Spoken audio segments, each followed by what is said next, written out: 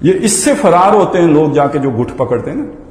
ویسے ہمیں دین یاد ہی ریٹائرڈ ہو کے آتا ہے 60 سال کے بعد. اس سے پہلے تو نوکری کر رہے ہوتے ہیں. نوکری اور دین کا آپس میں کیا تعلق؟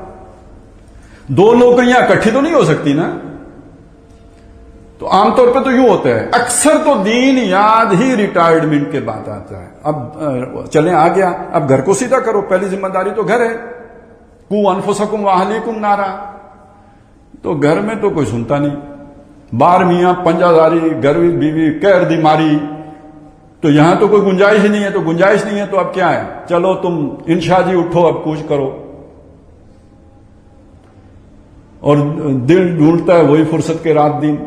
اب وہ فرصت ڈھونڈتا ہے اور چلو چلیے دنیا دے اس نکڑے دے تھے بندہ نہ بندے دی ذات ہوئے. تو یہ فرار ہے, یہ بھگوڑا ہے. جو اس کے جہاد کا میدان تھا اس کو چھوڑ کے, اپنا محاذ چھوڑ کے بھاگا ہوا ہے. جہاں اسے کشتی لڑنی تھی ادھر سے دوڑ لگا دی ہے اس نے. اور یہ محاذ آسان نہیں ہے.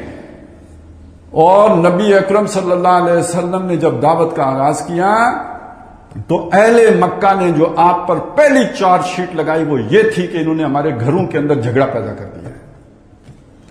اور میں آپ کو لکھ کے دیتا ہوں, آج آپ طے کر کے جائیں کہ میں اللہ کے دین کے کسی حکم کو جانتے بوجھتے نہیں توڑوں گا. پہلا جھگڑا آپ کے گھر سے شروع ہوگا.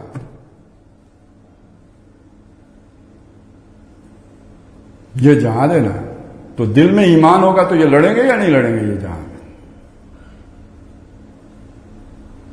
اور اگر وہ طاقتور نہیں ہوگا تو پھر یا تو بھاگیں گے. چلیں وہ بھی, اس کو بھی ہم ایمان مانیں گے کہ بھائی وہ برائی کے ساتھ رہنا گوارا نہیں کیا, چلیں بھاگ گیا, لیکن وہاں اس کے ساتھ ایڈجسٹ نہیں کیا اپنے آپ کو, ہجرت کر گیا. لیکن بندہ کمپرومائز کر گیا تو اس کا مطلب ہے وہ جو تھوڑا بہت پونجی تھی وہ رخصت ہوئی. میرے اسلام کو قصہ ماضی سمجھو. اب وہ گھر والے ہنس کے بولیں گے کہ پھر ہم کو بھی راضی سمجھو. وہ جو اصل بات تھی وہ میں نے ہٹا دیا, وہ ذرا تھوڑا اس میں زیادہ ہی وہ کچھ وہ دوسرا رنگ تھا. تو چلیں یوں کر لیں, گھر والے بولے پھر ہم کو بھی راضی سمجھو. نہیں تو کلیش ہے, فرکشن ہے, ٹکراؤ ہے. یہی تو جہاد ہے. اچھا یہ دو ہی ایکٹر ہیں, یعنی وہ نفس امارہ اور یہ گھر والے, یہی دو ایکٹر ہیں یا ایکٹر اور بھی ہیں؟ وہ شیطان بھی تو ہے نا.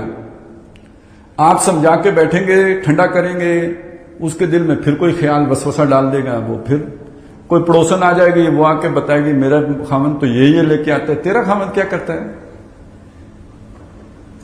تو یہ ایک لامتناہی سلسلہ. بندہ مومن کبھی بھی اس جہاد سے فارغ ہو ہی نہیں سکتا.